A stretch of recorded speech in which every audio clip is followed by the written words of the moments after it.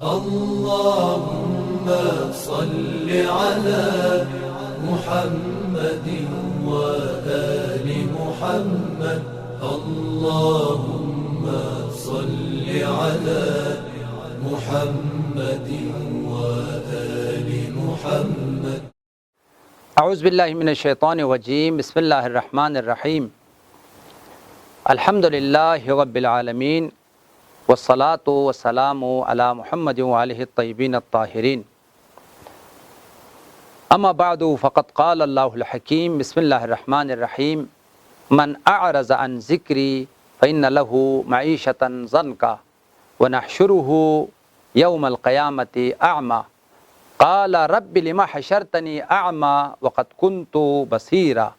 قال كذلك اتتك آیاتنا فنسیتها وكذلك اليوم تنسا. مومنین کرام، قرآن پاک کے حوالے سے ہماری کیا ذمہ داری ہے؟ آیات کی روشنی میں، روایات کی روشنی میں ہماری ذمہ داریوں کو اور ہمارے وظائف کو قرآن کے حوالے سے بیان کرنے کی آپ کی خدمت میں کوشش کی ہے، اور متعدد ذمہ داریاں اب تک ہم نے آپ کی خدمت میں بیان کیا ہے. قرآن کا سیکھنا ہماری ذمہ داری ہے، قرآن کی تلاوت کرنا ہماری ذمہ داری ہے، اور اپنے بچوں کو قرآن سکھانا یہ بھی ہماری ذمہ داری ہے. اور پھر زیادہ سے زیادہ معاشرے کو قرآن کی طرف دعوت دینا اور قرآنی تعلیمات کو معاشرے کے اندر زندہ کرنا، احیاء کرنا، معاشرے کو معاشرے قرآنی بنانا، یہ تمام مسلمانوں کا فریضہ ہے.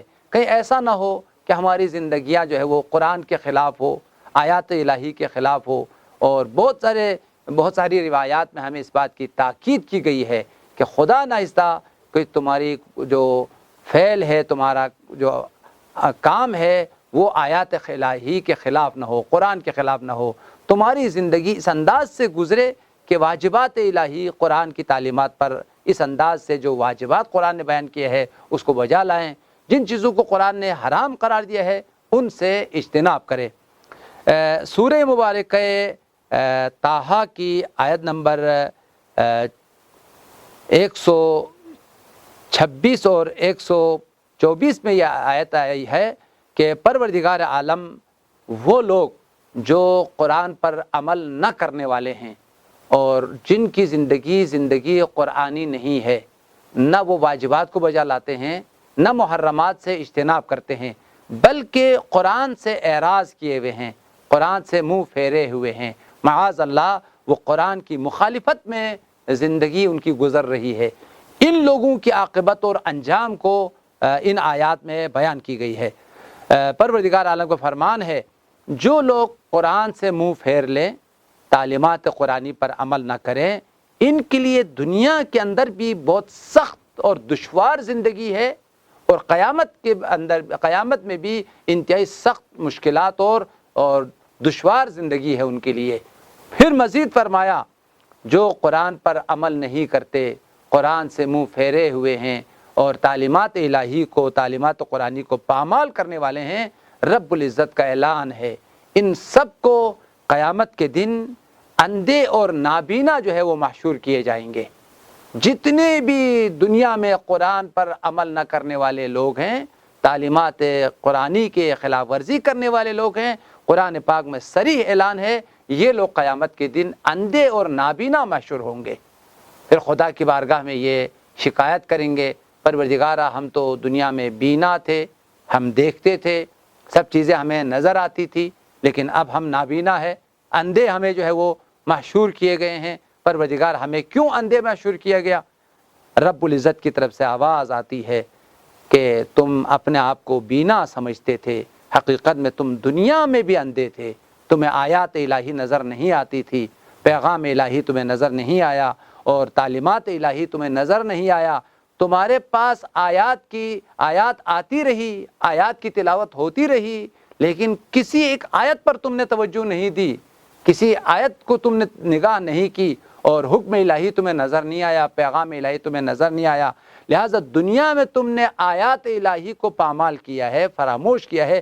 اس کا نتیجہ دنیا میں بھی تم نابینا تھے، اندھے تھے، تمہیں آیات الہی نظر نہیں آتی تھی، پیغام الہی تمہیں نظر نہیں آتے تھے.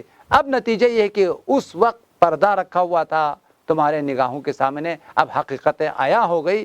دنیا کے اندھے اب قیامت میں بھی اندھے جو ہے وہ محشور کیے جائیں گے. یہ انتہائی عبرت آمیز آیات ہے سورہ مبارکہ طٰہٰ کی.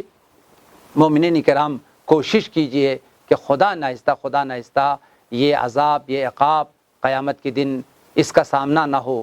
اگر ہم آیات پر عمل نہیں کریں گے، آیات الہی سے منہ پھیرے رہیں گے، تعلیمات قرآنی کو پامال کرتے رہیں گے، تو ہمارا بھی عاقبت یہی ہے، پھر ہمارا بھی انجام یہی ہے. یہ ہر اس انسان کی عاقبت اور انجام ہے جو قرآن سے جن کی زندگی قرآنی نہیں ہے، قرآن سے منہ پھیرے ہوئے ہیں، اور قرآن پر عمل نہ کرنے والوں کی یہ عاقبت اور انجام قرآن بتا رہا ہے. من اعرض عن ذکری فإن له معیشة ضنکا. یہاں ذکری سے مراد قرآن پاک لیا گیا ہے، جیسے متعدد آیات میں آیا ہے وَنُنَزِّلُ اِنَّا نَحْنُ نَزَّلْنَا الذِّكْرَ وَإِنَّا لَهُ لَحَافِظُونَ. یہ قرآن ذکر خدا ہے، اور یہاں پر بھی ذکری سے مراد بہت سارے مفسرین نے فرمایا قرآن پاک ہے. من اعرض عن ذکری، جو قرآن سے منہ پھیرے، فإن له معیشة ضنکا، اس کے لیے سخت زندگی ہے، نہایت دشوار زندگی ہے، دنیا میں بھی اور آخرت میں بھی. اب دنیا کے اندر جو پریشانی ہے، اب خاص طور پر یہ جو کورونا کی بیماری جس نے دنیا کو اپنے لپیٹ میں لیا ہے، سپر طاقتیں بھی اس کے سامنے عاجز اور بے بس ہے، اور روزانہ ہزاروں لاشیں جو ہے نا وہ گر رہی ہے. اس کی وجہ کیا ہے؟ یہ قرآن پر عمل نہ کرنے کا نتیجہ ہے، آیات الہی کو پامال کرنے کا نتیجہ ہے. اگر ہماری زندگی قرآنی ہوتی تو کبھی بھی جو ہے نا اس قسم کی بلا میں، اس قسم کی وبا میں دنیا نہ گرتی. لہٰذا خدا نے دنیا کو ایک مرتبہ متوجہ کیا ہے اپنی طاقت سے، اپنی قدرت اور کبریائی سے. اب بھی اگر انسان ہوش کے ناخن لے اور اگر ہوش میں آ جائے تو پھر پروردگار عالم اپنی رحمتوں کو، برکتوں کو نازل کرے گا. لہٰذا واقعاً آیات الہی سے جنگ کرنے کا نتیجہ، خدا سے جنگ کرنے کا نتیجہ دنیا میں بھی پریشانیاں ہیں، اس قسم کی سخت بیماریاں ہیں، اور آخرت میں بھی بہت سخت قسم کی عذاب اور عقاب کا سامنا ہے. مزید فرمایا وَنَحْشُرُهُ يَوْمَ الْقِيَامَةِ أَعْمَى. وہ لوگ جو قرآن سے منہ پھیرے ہوئے ہیں، جو قرآن پر عمل نہ کرنے والے ہیں، ان کی عاقبت اور انجام یہ ہے ہم ان سب کو اندھے اور نابینا محشور کریں گے. ان کی آنکھیں نہیں ہوں گی، سب نابینا ہوں گے، اور پھر یہ اعتراض کریں گے رب لما حشرتنی اعما وقد کنت بصیرا. خدایا ہمیں کیوں اندھے اور نابینا محشور کیے گئے ہیں جبکہ ہم دیکھنے والے تھے، ہم بینا تھے. رب العزت کی طرف سے آواز آتی ہے کذالک اتتک آیاتنا، ہماری آیات تم تک پہنچتی رہی، فنسیتہا، تم نے تمام آیات کو فراموش کیا. تمہیں نہ واجب نظر آتا تھا، نہ حرام، نہ نماز، نہ روزہ، نہ حج، کوئی بھی حکم الہی تمہیں نظر نہیں آیا. تم دنیا میں ہی نابینا تھے. اب دنیا میں جو نابینا تھا وہ قیامت میں حقیقت آیا ہو کر دنیا میں بھی تمہیں نابینا جو ہے محشور کیا گیا ہے. وَكَذَلِكَ الْيَوْمَ تُنْسَى. چنانچہ سرور کائنات کا بھی فرمان ہے، حضور صلی اللہ علیہ وسلم نے فرمایا دنیا میں جتنے بھی لوگ قرآن پر عمل نہ کرنے والے ہوں گے ان کی عاقبت یہی ہے، وہ قیامت کے دن اندھے اور نابینا محشور ہوں گے. لہٰذا مومنین کرام ہمیں اس بات کی بہت زیادہ کوشش کرنے کی ضرورت ہے کہ ہم آیات الہی کو سمجھیں اور آیات الہی پر عمل کریں.